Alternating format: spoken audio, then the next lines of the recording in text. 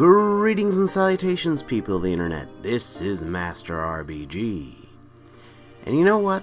Ever since that Nintendo Direct revealed Smash Bros. Was coming to the Switch, I've seen an awful lot of videos about that pop up on YouTube. Like, a lot of videos. Like, a lot of videos. All of which go on and on about who they think will be in the game, or who they want to be in the game. And I suppose I could do that too, but if you've watched this channel for any length of time, you realize I don't exactly do things the same way everyone else does. And with April 1st having just passed, it seems like the perfect time to troll the fan base and make a list of characters who could easily be added to the new Smash Bros. Game, but totally won't be. The characters on this list appear in order from most likely to show up to least likely, while all technically being reasonable characters for one reason or another. Purdue, let's get on with this list then. Number 10. Phoenix Wright. I certainly wouldn't object if Capcom approached the bench and presented this character to Nintendo for approval in Smash. He might seem an odd fit for this kind of game, but Capcom themselves have already dragged him into the Marvel vs. Capcom series. Also, Phoenix Wright has been on Nintendo handheld since his beginning, and Capcom allowed both Mega Man and Ryu into the last Smash Bros. Game, so it would make perfect sense for him to be added to the next Smash Bros. Game. Sadly, I don't believe that Capcom's relationship with Nintendo is close enough to allow them to allow 3 Capcom characters into the game series. I also don't think either Capcom or Nintendo would think of including him on their own anyway. Number 9. Paper Mario. Finally, a version of Mario that's different enough in function that it could actually be interesting to play as him in Smash.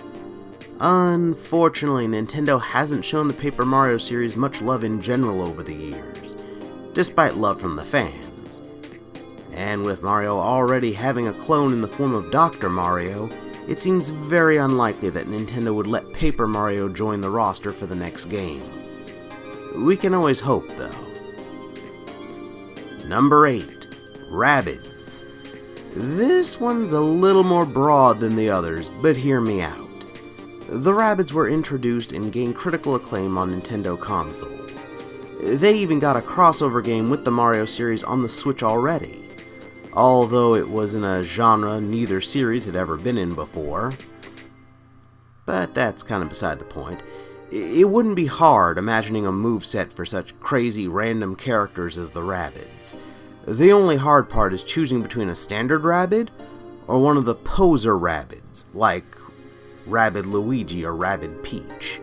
But generally speaking, Ubisoft and Nintendo tend not to work that closely together with one another, so I rather doubt the lines of communication would be open enough to allow for something like this to happen anyway.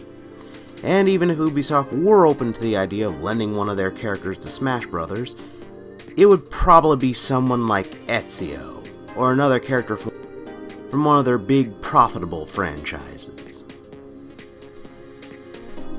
Number 7. Professor Layton.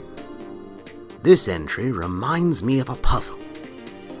Everyone's favorite puzzle-solving professor has been on Nintendo consoles since his first introduction, and although he is known mostly for his puzzle-solving, the professor has been shown on rare occasion to be proficient in the art of fisticuffs. Level 5 and Nintendo have a pretty close working relationship, so this could easily be made into a thing in the next Smash Bros. Game.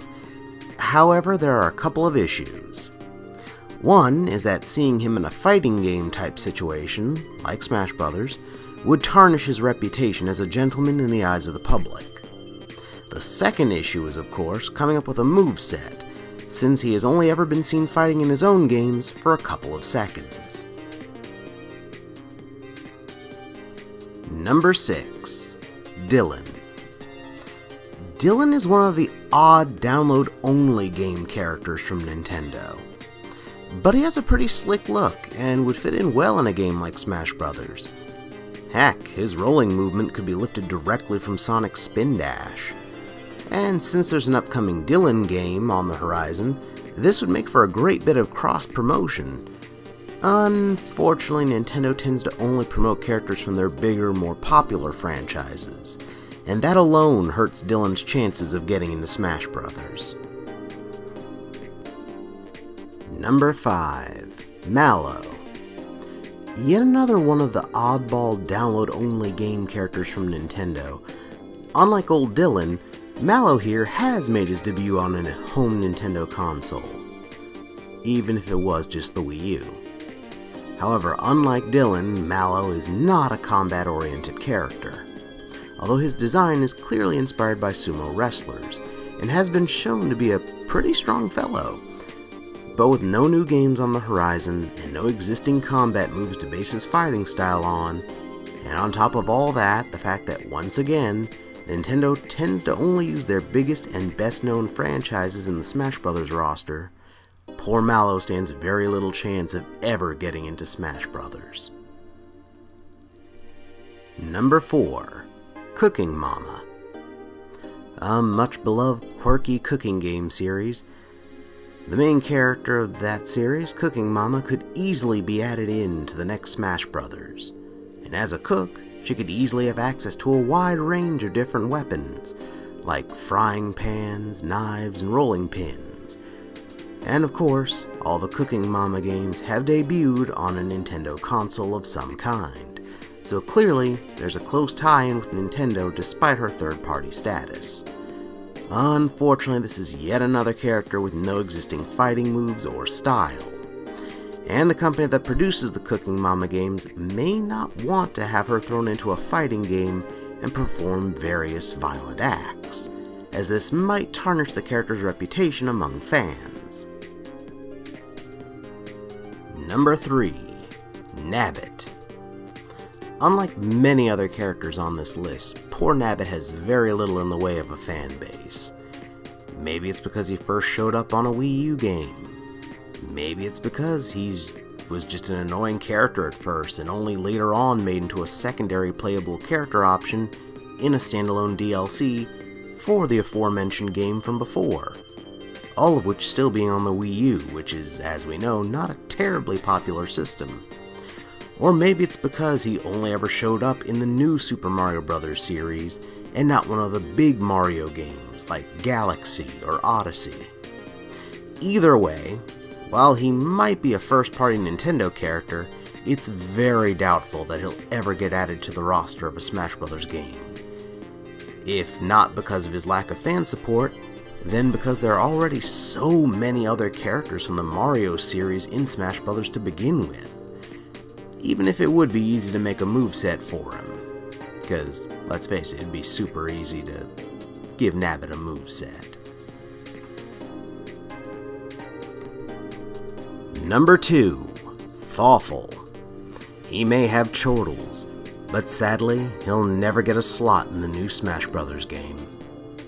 The legendary oddball villain from the Superstar Saga Mario RPG game series, well, okay, technically only 2 of them, but he totally stole the show in each of those games.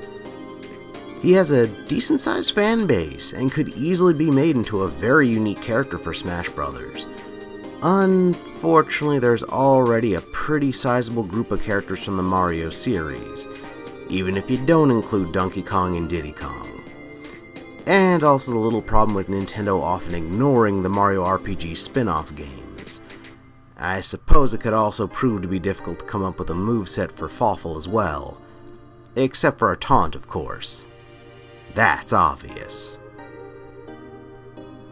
Number 1. Waluigi. Oh, don't act surprised, you all should have seen this coming. While he may have tons of fans who would main him till the cows come home, poor old Waluigi will never, ever be in a Smash Bros. Game. And why is that? Simple. Everyone concerned in the process of making Smash Bros. Hates him. Sakurai hates Waluigi. Miyamoto hates Waluigi. The overwhelming majority of the people in charge at Nintendo of Japan just have it out for the guy. It might stem from his creation, oddly enough not coming from Nintendo themselves, but instead from a second-party developer. He was created purely out of necessity, as a doubles partner for Wario and as a rival for Luigi in a tennis game. And that's it. That's all the background we ever get for him. Nintendo never includes him in any main Mario games, or even non-Mario games that are part of Mario's canon, like Luigi's Mansion, or Yoshi's games, or Wario Land. He's just there to serve as a playable character in the sports games and the party games, and that is it.